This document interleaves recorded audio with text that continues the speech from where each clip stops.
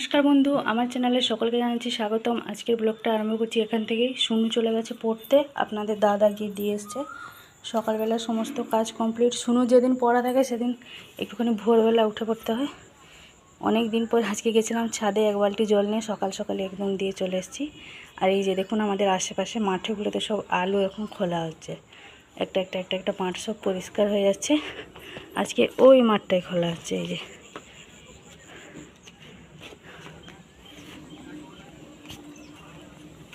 আর এই যে শুনো স্কুল ড্রেস আর টুকিটাকি কাপড়গুলো আছে, এগুলো সব এখন কাচবো।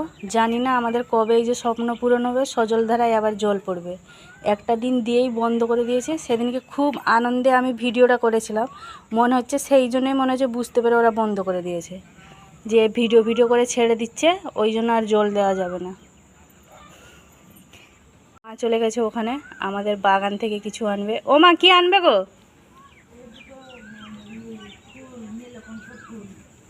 ও, ফুল আনতে গেছে, শিব ঠাকুরকে পুজো করবো, ওই জন্য যে নীলকণ্ঠ ফুল আনতে গেছে।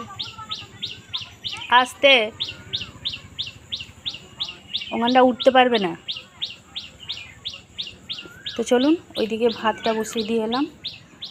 তো মা দেখে নেবে ভাতটা। এদিকে মানে জাস্ট হাঁড়িতে জাস্ট জল দিয়ে এসেছি, গরম হয়ে গেলে মা ওই চালটা দিয়ে দেবে। আমি এদিকে যে কাপড়গুলো সব কেচে নিই। শুনুন স্কুল ড্রেস আছে, টুকিটাকি কাপড়গুলো আছে, এগুলো কেচে নিই। কেটে এনেছি পুঁই শাক, অনেকটাই মা কেটে এনেছে। বলছে আজকে যা ভাজা হবে রেখে দেবো, আমরা এখন 2-3 দিন খাবো। মা ওদিকে যে আমাদের কুমড়ো গাছটাকে তুলে বেঁধে দিচ্ছে। ওই পুঁই শাক মানে শাকটা কাটতে গেলেও কুমড়ো না, মানে কুমড়ো শাকের ডালটা একদম নিচে চলে এলো, ওই জন্য তাকে তুলে বেঁধে দিচ্ছে। বেজে গেছে 8টা 10, কাপড় চোপড় কাচা কমপ্লিট হয়ে গেছে। সামনেটা প্রচণ্ড পরিমাণে মাছি হচ্ছিল, ওই জন্য এই যে ধুয়ে দিয়েছি। ওদিকে বস্তাও ধুয়ে দিয়েছি। এই দেখুন কাপড় চোপড় কাচা শেষ। মেঘলা মেঘলা ওয়েদার, কি গরম লাগছে।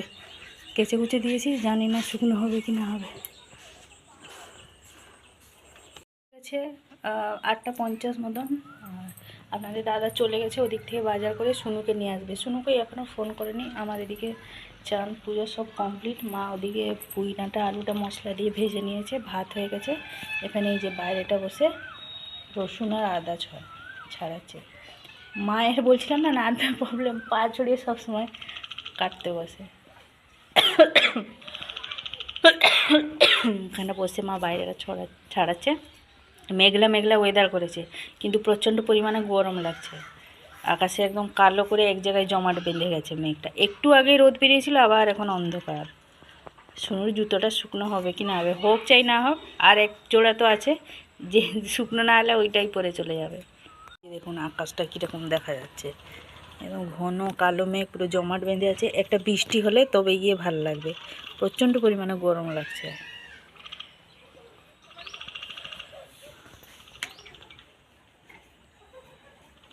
বেজে গেছে 9:30, শুনু চলে এসছে, ওই যে বসে খাচ্ছে। আমার দাদা ঘুগনি আর জিলাপি নিয়ে এসেছিলো, আমরা সবাই খাচ্ছি। মা ঘুগনি নেয়নি, মা শুধু জিলাপি দিয়ে খাচ্ছে। মুড়ি, শুকনো মুড়ি মা খুব খেতে ভালোবাসে। এই যে মুড়িতে ভিজে ডুবে খাচ্ছে, আমরা একটু ঘুগনি দিয়ে খাচ্ছি।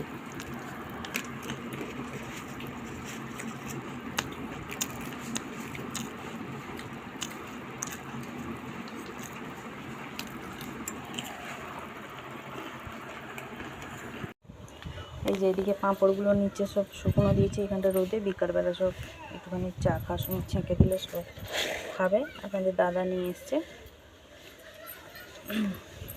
আর আজকে নিয়ে এসছে এই 10টা মতন বাজে। শুনো এখন মায়ের ঘরে শুয়ে টিভি হচ্ছে।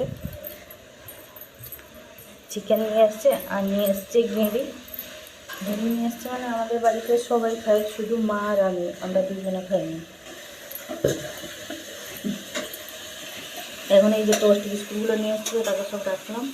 আর কালকে সেই বাদাম ভাজা নিয়ে এসছে আপনাদের দাদা, শুনু বলেছিল বলে। মা এদিকে এই যে রান্না করছে, একদিকে বসিয়েছে ঘেঁড়ি, অন্যদিকে বসিয়েছে এই যে চিকেন।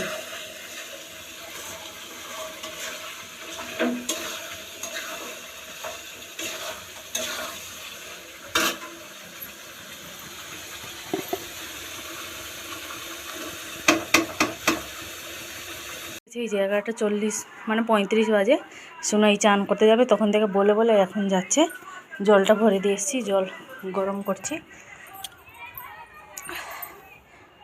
পাঁপড়টা থাক, এখন তুলবো না। এখন একদম যখন রোদ এখান থেকে মানে দূরে সরে যাবে রাস্তা থেকে, তখন তুলবো। রোদে দিলে কী হবে বলো তো, পাঁপড়গুলো না একটু বেশি ফুলে খুব সুন্দর, আর একটুখানি বেশ বড় বড় হয়, সেই জন্য নলিগুলো দোকানের মতো। যে রান্নাবান্না কমপ্লিট, চিকেন আলু ঝোল হয়েছে একদম পাতলা পাতলা। ওদিকে শুনো জল গরম হচ্ছে। শুনোর জন্য এদিকে মা রেখেছে চিকেন কষা, আর এটা হয়েছে এই যে গেঁড়ি। ওই বাসনপত্র সব মাই মেজেছে, আমি কিছু মাজিনি, কড়া পড়া।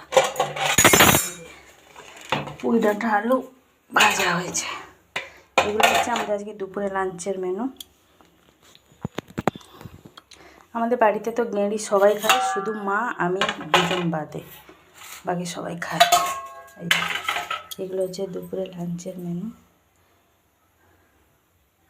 এই যে বেজে গেছে দুপুরে 3টে, খাওয়া দাওয়া সমস্ত কমপ্লিট। মা এই বাসনগুলো সব মেজে দিল বাইরে বসে বসে।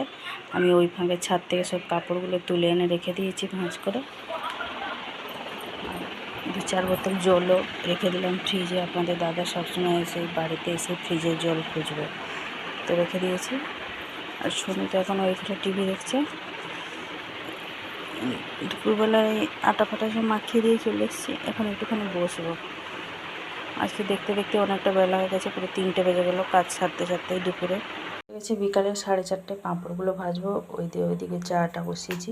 ভাত খাওয়ার সময় 2টি কটা ভেজেছিলাম, তো সবাইকে দিয়েছিলাম 2 করে। এখন ভাজবো পাঁপড়গুলো, আপনাদের দাদা চায়ের সাথে খাবে, ওই জন্য উপর থেকে এই যে একটা কৌটো নিয়ে এসেছি, এর ভিতরে ভরে রাখবো। চলুন তাহলে। ওদিকে এই যে চাটা বসিয়েছি, তেলটা ভালোভাবে গরম হয়ে গেছে, এবার পাঁপড়গুলো ভেজে নিই।